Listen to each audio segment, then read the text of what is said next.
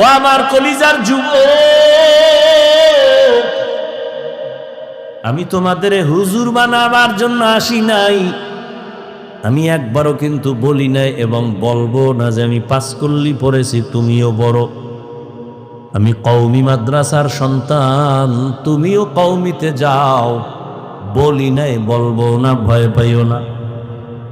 আমি দাওয়াত ও তাবলীগের লাইনের সন্তান, আমি পীরের মুরিদ। একবারও বলি নাই, বলবো না তুমি তাবলীগে যাও, তুমি পীরের কাছে যাও। কি বলবো একটু খেয়াল করে শুনো রে বাবা। তুমি স্কুলে পড়ো, কলেজে পড়ো, চাকরি করো, ব্যবসা করো, ধন্যবাদ ধন্যবাদ ধন্যবাদ। শুধু ধন্যবাদই না, আমি বলবো এই যুবকেরা, স্কুল ছাড়িস না, কলেজ ছাড়িস না। লেখাপড়া করে ডাক্তার হও, ইঞ্জিনিয়ার হও, প্রফেসর হও, ব্যবসায়ী হও, চাকরিজীবী হও। তবে ছোট একটা দাবি আমার, বেয়াদব হইও না রে বাবা। বলতে পারো হাফিজ ভাই বেয়াদব হব না, তার ব্যাখ্যা কি? 3 জায়গায় বেয়াদবি করবা না, মরার আগে জীবন নষ্ট হয়ে যাবে। 1, মা বাবার সাথে কখনো বেয়াদবি করবা না, জীবন নষ্ট। 2, শিক্ষকের সাথে বেয়াদবি করবা না। 3, আলেমের সাথে বেয়াদবি করবা না। মা বাবারে যদি কষ্ট দাও, বরদোয়া লেগে যায়, কপাল শেষ। শিক্ষকের সাথে যদি খারাপ আচরণ করো, বরদোয়া লেগে যায়, জীবন শেষ। আলেমের যদি কষ্ট দেও, বরদোয়া লেগে যায়, তোমার জীবন ধ্বংস হয়ে যাবে মরার আগেই। তুমি ডাক্তার হও, বেয়াদব হইও না। মা বাবার দোয়া নিয়া, শিক্ষকের দোয়া নিয়া, উলামায়ে কেরামের পরামর্শ নিয়া তুমি জেনারেল লাইনে থাকিয়া লেখাপড়া করো, চাকরি করো, বাধা নাই। ও যুবক, তোমার মতো যুবক স্কুল কলেজে পড়ে, 5 বেলার নামাজ পড়ে, তুমি সাক্ষী দাও আসেনি? তুমি কেন পারো না? বিবেক দিয়া বলো, তোমার বিবেক কোথায়? তোমার কপালে কার বরদোয়া লাগছে, কার অভিশাপ লাগছে, বলো, তুমি কেন পারবা না? তোমার মতো জেনারেল লাইনের মানুষটা র্যাব, আর্মি, পুলিশ, বিডিআর চাকরি করে, ডাক্তার, প্রফেসর, ইঞ্জিনিয়ার, ব্যবসায়ী, চাকরিজীবী, 5 বেলার নামাজ পড়ে, তুমি কেন পারো না? তোমার মতো যুবক জেনারেল লাইনে থাকিয়াও গাড়ি চালায়, নামাজ ছাড়ে না, নদীর মধ্যে মাছ ধরে, নামাজ ছাড়ে না, কৃষি কাজ করে, নামাজ বাদ দেয় না, বলো তুমি কেন পারো না? কার বরদোয়া জানি লাগছে, তাড়াতাড়ি ক্ষমা নিয়ে নাও। মা বাবার চোখের পানি আর দোয়া ছাড়া জীবনে তোমার সফলতা আসবে না রে বাবা। কারণ এই মা বাবার চোখের পানি তোমার আমার জীবনের সফলতার কারণ। মদিনাতুল মুনাওয়ারা থেকে একজন আল্লাহর প্রিয় বান্দার সে ভারতের জমিনে কালেমার দাওয়াত নিয়া। এই পর্দার আড়ালের আম্মা জানেরা একটু খেয়াল করে শুনবেন। মদিনাতুল মুনাওয়ারা থেকে রাসূলের আশিক চলে আসছে ভারতে কালেমার দাওয়াত দেওয়ার জন্য। ভারতে ঘুরিয়া ঘুরিয়া দাওয়াত দেন, দিতে দিতে এই পরিমাণ বিধর্মী কালেমাওয়ালা হয়ে গেছেন।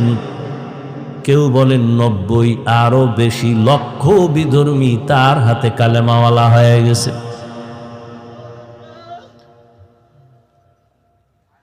আনন্দিত অন্তর ভরা, সবাই তার নাম জানেন। এমন আল্লাহর প্রিয় বান্দা, রসুলের আশিক খাজা মঈনুদ্দিন চিশতি আজমিরি রহমাতুল্লাহ আলাইহি। খাজা মঈনুদ্দিনের মন বড় খুশি। আম্মা জানের সামনে বসলেন। মা বলে, এই মঈনুদ্দিন, তোর অন্তরে এত আনন্দ কেন? মঈনুদ্দিন চিশতি আজমিরি বলেন, আম্মা জান, আপনার দোয়া আজ আমি ভারতবর্ষে কালেমার খেদমত করেছি, লক্ষ লক্ষ বিধর্মী মুসলমান হয়েছে।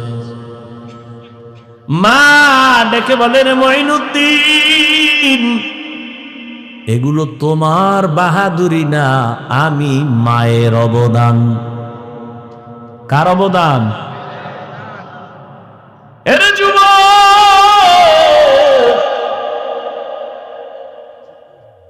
কুয়াকাটা বঙ্গোপসাগর থেকে এক ধাক্কা দিয়া নোয়াখালীর চেয়ারে বসাইছেন আমার আল্লাহ। আমার মা বাবার চোখের পানি, আমার কোনো বাহাদুরি নেই। যেই আল্লাহ চেয়ারে বসান, ওই আল্লাহ যদি বেজার হয় চেয়ার থেকে ফালাইয়াও দিতে পারে। এই কারণেই তো জান্নাতের টিকিট পাইয়াও আবু বকর নামাজে কান্নার আওয়াজ।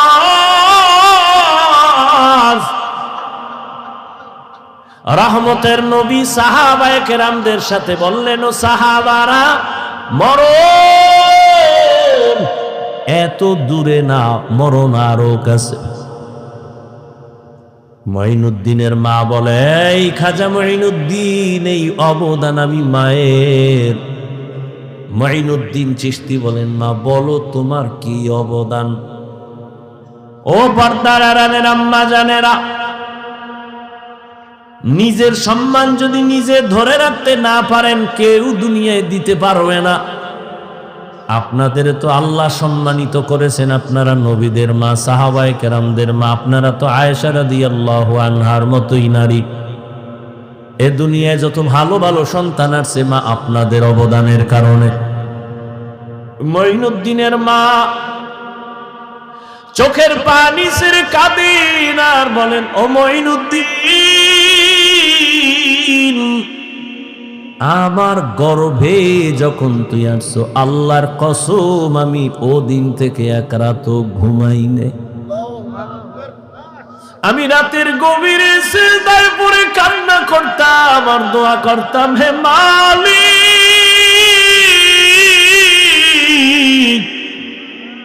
আমার গর্ভের সন্তানটাকে তুমি তোমার খাস ওলি বানাইয়া পাঠাইয়া দাও রে আল্লাহ। মায়ের দোয়া কত দামি রে যুবক। মা দোয়া করলে আরশে আজিমের দরজা দিয়া চলে যায়। ওই মা কত চোখের পানির কারণে আজকে আমি চেয়ারে বসছি রে বাবু। আমার পিছনে মায়ের কত কান্না, কত ত্যাগ আর কত কষ্ট। এরে সন্তানেরা যদি বুঝদি, চামড়া খুলিয়া জুতা বানায় দিতি, মায়ের সাথে বেয়াদবি করতি না রে বাবা।